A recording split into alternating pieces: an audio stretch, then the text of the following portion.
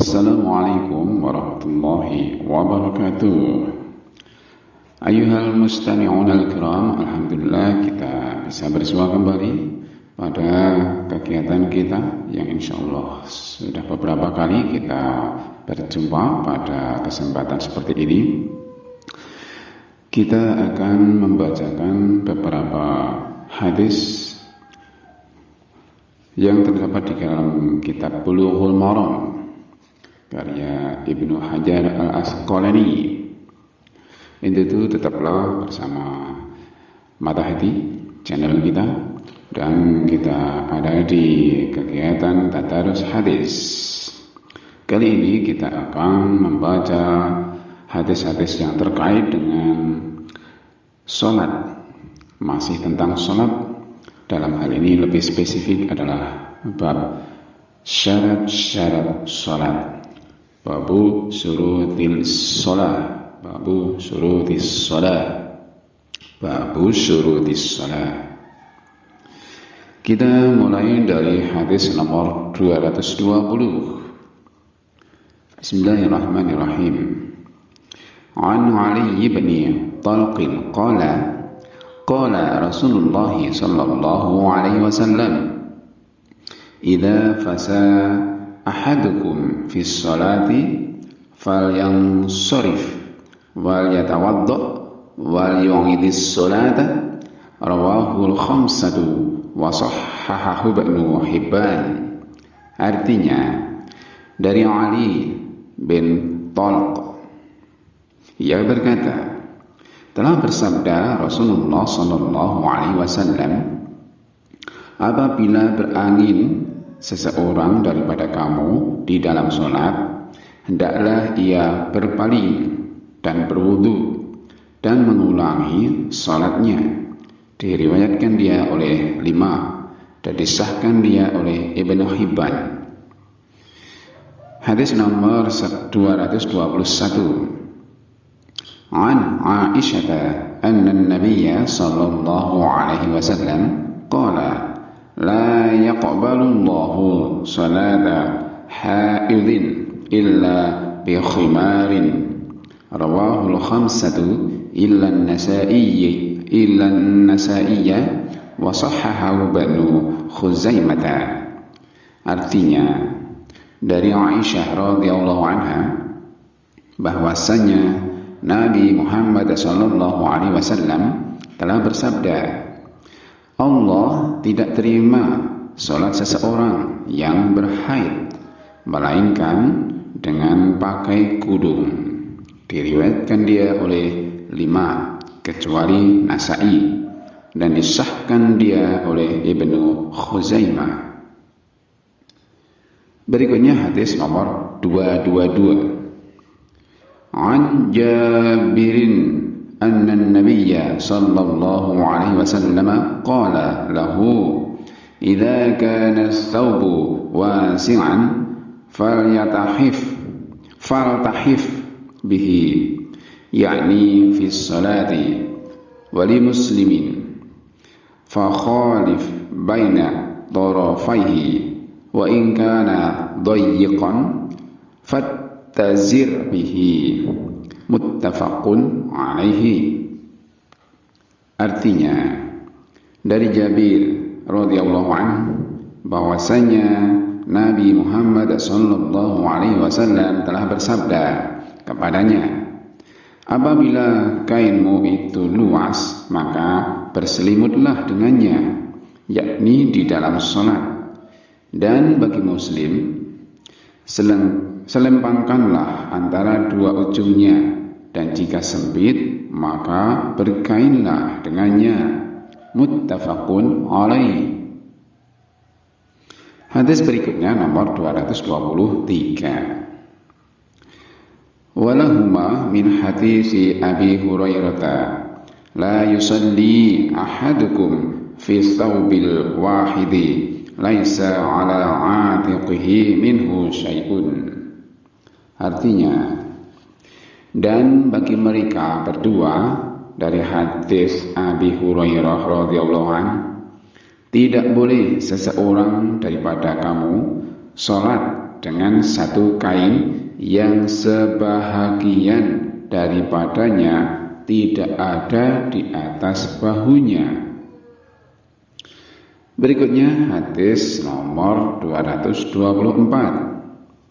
An Ummi Salamah annaha sa'alatin Nabi sallallahu alaihi wasallam. Saya ulang. An Ummi Salamah annaha sa'alatin Nabi sallallahu alaihi wasallam. Atusallil mar'atu fi dir'in wa khimarin بغير إزار قال إذا كان الدرع سابغا يغطي ظهور قدميها أخرجه أبو داود وصححه الأئمة وقفه. Artinya, dari Ummi Salamah radhiyallahu anha bahwasanya ia pernah bertanya kepada Nabi Muhammad sallallahu alaihi wasallam, apakah boleh seorang perempuan sholat dengan memakai baju dan kudung tetapi tidak pakai kain? Sabdanya, boleh apabila ada baju itu panjang yang menutup dua kakinya. Dikeluarkan dia oleh Abu Dawud dan imam-imam mengesahkan kemauqufannya. Berikutnya hadis nomor 225. An Amir bin Rabi'ah qala kunna ma'an nabiyyi sallallahu alaihi wasallam fi lailatin muzlimatin fa ashkalat alaina al-qiblatu fa sallaina.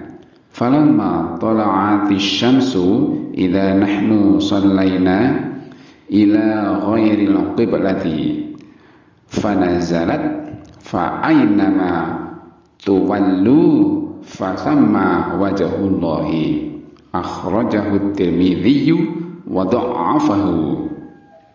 Artinya, dari Amir bin Rabi'ah radhiyallahu anhu, ia berkata, kami pernah beserta Nabi SAW di satu malam yang gelap. Lalu dibingungkan kami oleh kiblat. Lalu kami sholat. Maka tatkala terbit matahari, ternyata bahwa kami telah sholat tidak menghadap kiblat. Lalu turun ayat yang artinya, maka kemana kamu menghadap? Maka di situ ada keridhaan Allah Subhanahu wa taala. Dikeluarkan dia oleh Tirmidzi, tetapi ia lemahkan dia. Lanjut hadis nomor 226. An Abi Hurairah qala Rasulullah sallallahu alaihi wasallam ma bainal masyriqi wal maghribi qiblatun. Rawahu Tirmidzi wa qawwahul Bukhari. Artinya, dari Abi Hurairah radhiyallahu anhu, ia berkata, telah bersabda Rasulullah sallallahu alaihi wasallam, barang yang antara masyriq dan maghrib itu kiblat. Diriwayatkan dia oleh Tirmidzi dan dikuatkan dia oleh Bukhari. Lanjut ke hadis nomor 227. An Amir bin Rabi'ah qala ra'aitu Rasulullah sallallahu alaihi wasallam yusalli ala rahilatihi haitsu tawajjahat bihi muttafaqun alaihi. Wa zada al-Bukhari yumi'u bi ra'sihi wa lam yakun yasna'u fil maktubati. Artinya, dari Amr bin Rabi'ah yang berkata, saya lihat Rasulullah sallallahu alaihi wasallam salat di atas kendaraannya menghadap ke jihad yang ia bawa kendaraan itu. Muttafaq alaih, dan Bukhari nambah, ia mengisyarat dengan kepalanya dan tidak ia kerjakan begitu di sholat yang difardukan. Berikutnya hadis nomor 228. Wali Abi Dawud min hadisi Anasin wa kana idza safara fa arada an yatatawwa astaqbala binaqatihil qiblata fakabbara thumma shalla haitsu kana wajhu rikabihi wa isnaduhu hasanun. Artinya, dan bagi Abi Dawud dari hadis Anas radhiyallahu an, dan adalah ia apabila di dalam pelayaran dan hendak sholat sunnah, ia menghadap kiblat dengan untanya, lalu ia bertakbir, kemudian ia sholat menghadap kemana muka kendaraannya menghadap, dan isnadnya hasan. Berikut ini hadis nomor 229. An Abi Sa'id al-Khudri anna an-nabiy sallallahu alaihi wasallam qala al-ardu kulluha masjidun illa maqbarata wal hammama. Rawahu Tirmidzi wa lahu illatun. Artinya, dari Abi Sa'id al-Khudri radhiyallahu anhu bahwa Nabi Muhammad sallallahu alaihi wasallam telah bersabda, bumi itu seluruhnya adalah masjid kecuali kuburan dan tempat mandi. Diriwayatkan dia oleh Tirmidzi, tetapi ada ilat baginya.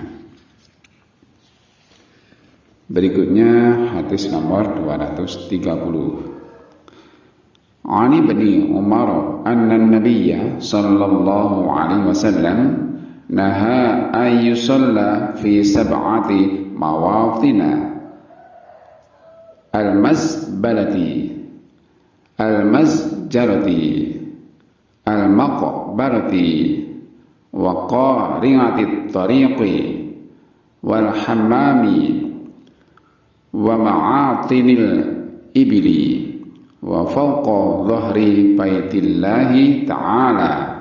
Rawahu Tirmidzi wa dha'afahu.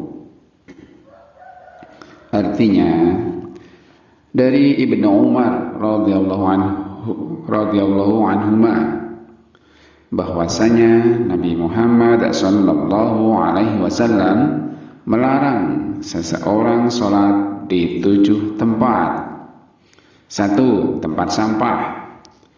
2. Tempat penjagalan. 3. Kuburan. 4. Di tengah jalan. 5. Tempat mandi. 6. Tempat pertambatan unta. Dan 7. Di atas Baitullah, di atas Baitullah Ta'ala. Diriwayatkan dia oleh Tirmidzi dan ia dhaifkan dia. Berikutnya hadis nomor 231. An Abi Marthadil Ghanawiyyi qala sami'tu Rasulullah sallallahu alaihi wasallam yaqulu la tusallu ilal quburi wala tajlisu 'alaiha. Rawahu Muslimun. Artinya, dari Abi Marthadil Ghanawi radhiyallahu anhu, ia berkata, saya dengar Rasulullah sallallahu alaihi wasallam telah bersabda, janganlah kamu sholat menghadap kubur dan jangan duduk di atasnya. Diriwayatkan dia oleh Muslim. Berikut ini hadis nomor 231.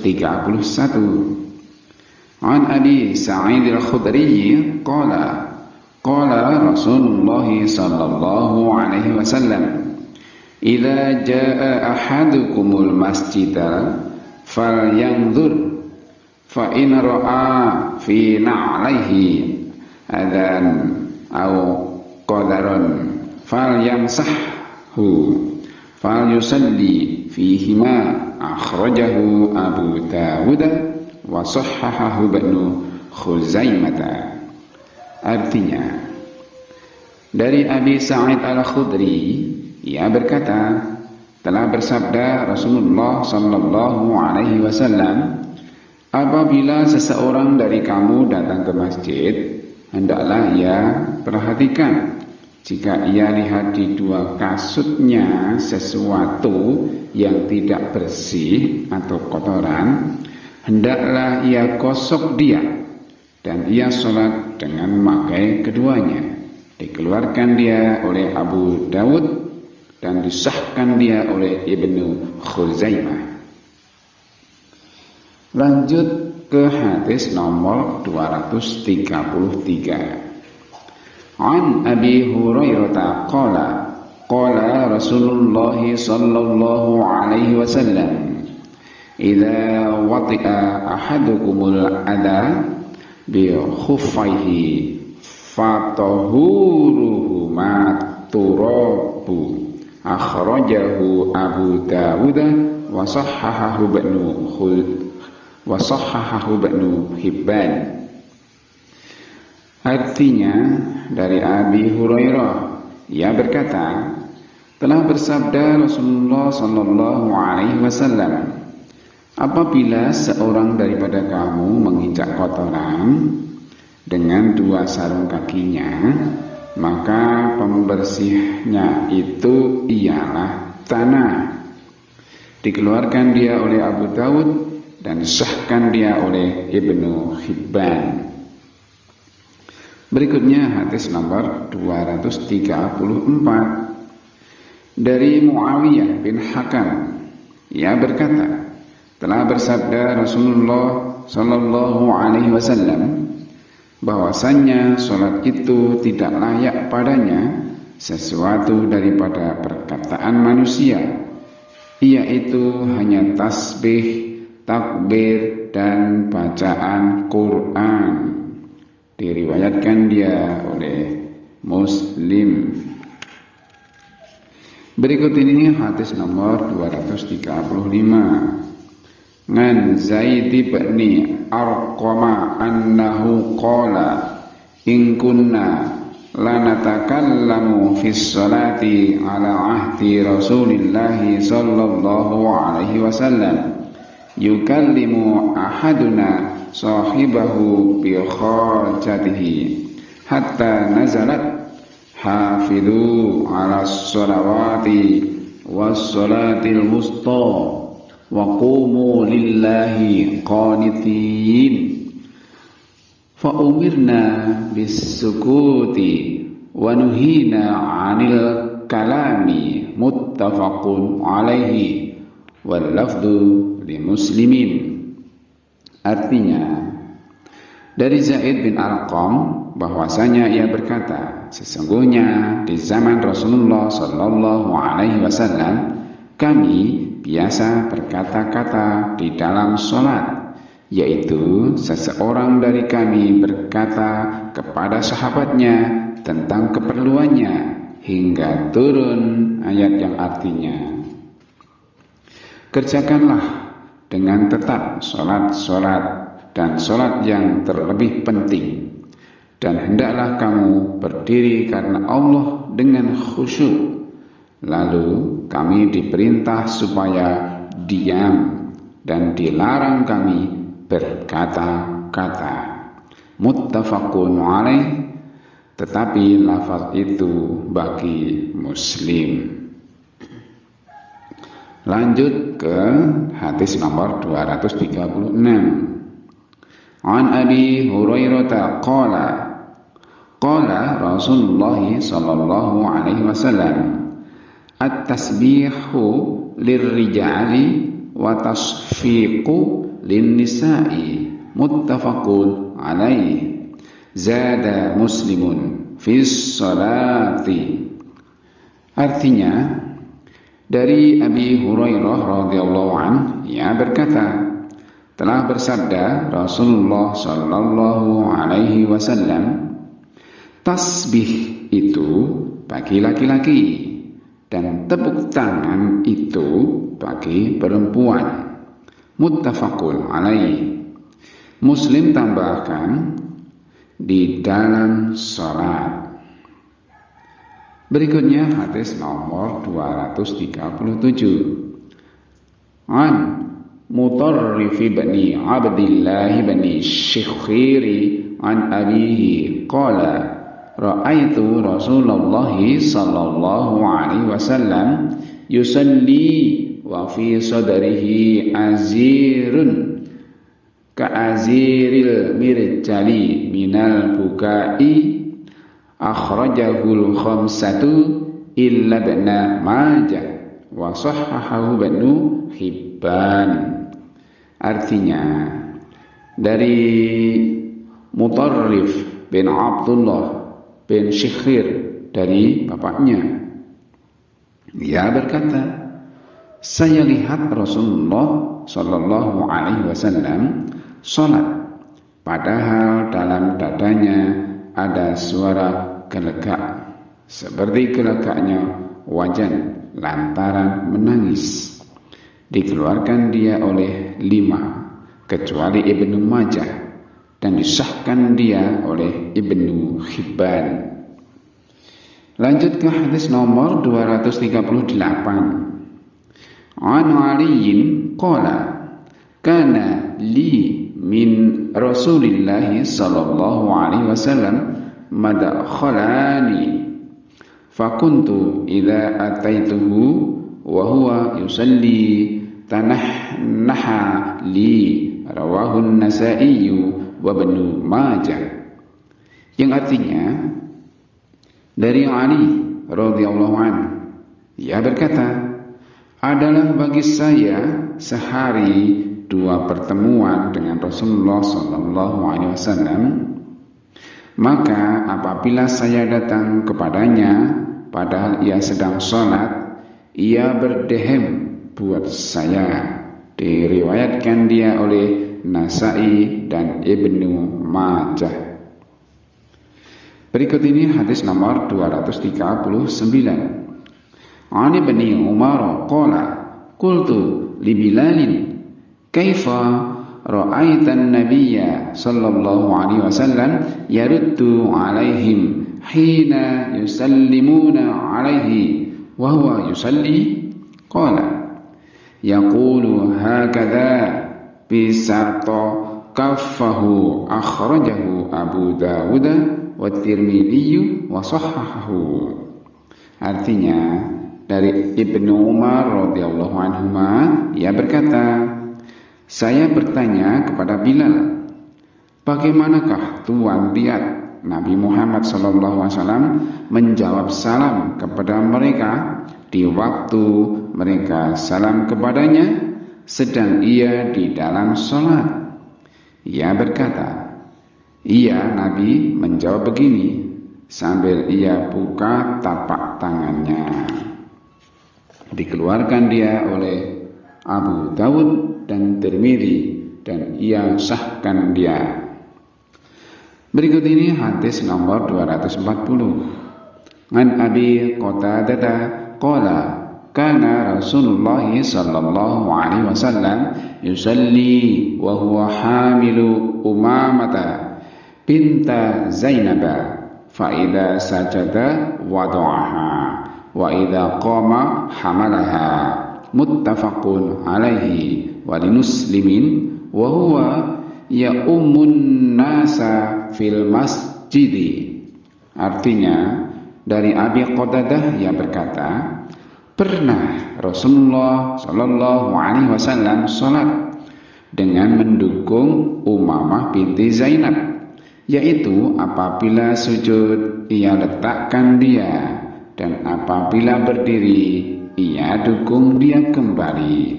Muttafaqun alaih. Dan bagi Muslim, Ada tambahan, padahal ia mengimami orang-orang di masjid. Selanjutnya berikut ini adalah hadis nomor 241. An Abi Hurairah qala qala Rasulullah sallallahu alaihi wasallam uqtulul aswadaini fis salati al-hayyata wal aqraba akhrajahul arba'atu wa sahhahu Ibnu Hibban. Yang artinya dari Abu Hurairah radhiyallahu anhu, ia berkata, telah bersabda Rasulullah sallallahu alaihi wasallam begini, bunuhlah di dalam salat dua yang hitam, satu ular dan dua kalajengking. Dikeluarkan dia oleh 4 dan disahkan dia oleh Ibnu Hibban. Para pendengar semuanya yang berbahagia, alhamdulillah kali ini kita sudah sampai hadis nomor 241 yang termaktub dalam kitab Bulughul Maram pada bab salat, terkhusus lagi tentang bab syarat-syarat salat. Semoga kita bisa bersua kembali pada sesi berikutnya. Insyaallah kita akan senantiasa sehat walafiat. Dan dari saya, kalau salah-salah dalam baca, saya mohon maaf atas segala kekurangan. Wa'afu minkum. Assalamualaikum warahmatullahi wabarakatuh.